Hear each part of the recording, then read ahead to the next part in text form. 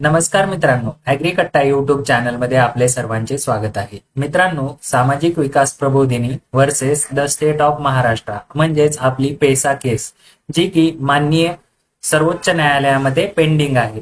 तर या केसची हिअरिंग ही 10 नोव्हेंबर 2023 मध्ये झालेली आहे आणि त्यानंतर फक्त आपल्याला तारखेमागे तारखा दिल्या जात आहेत। तर याच संदर्भात आपण अपडेट बघणार आहोत। आता पुढील तारीख दिलेली आहे 17 सप्टेंबर 2024।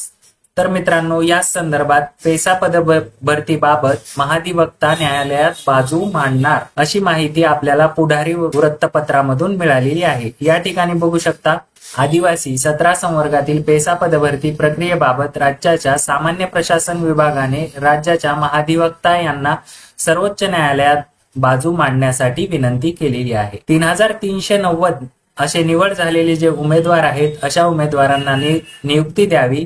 त्याचप्रमाणे राज्यातील 13 जिल्ह्यांमध्ये पेसा कायदा लागू आहे। यामध्ये 17 संवर्गासाठी सरळ सेवा भरतीद्वारे परीक्षा घेण्यात आलेली होती, परंतु आपण बघू शकता 17 संवर्गातील 7699 इतकी पदे रिक्त असून त्यापैकी अंतिम शिफारस पात्र 3390 उमेदवारांची नियुक्ती होणे बाकी आहे। नियुक्ती न दिल्याने उमेदवार उपोषणास बसलेले आहेत नाशिक येथे। तर या ठिकाणी बघू शकता, नाशिकमध्ये जे आंदोलन सुरू आहे त्या ठिकाणी आपले विधानसभेचे जे उपाध्यक्ष आहेत नरहरी झिरवाळ साहेब, तर हे तेथील विद्यार्थ्यांना भेट देण्यासाठी गेलेले होते। तर त्यांनी पेसा भरतीबाबत महाधिवक्ता सर्वोच्च न्यायालयात बाजू मांडणार आहेत, पण त्याला विलंब होण्याची शक्यता नाकारता येत नाही। मित्रांनो, 1 वर्ष जवळजवळ होत आलेला आहे, ही केस सर्वोच्च न्यायालयामध्ये पेंडिंग आहे।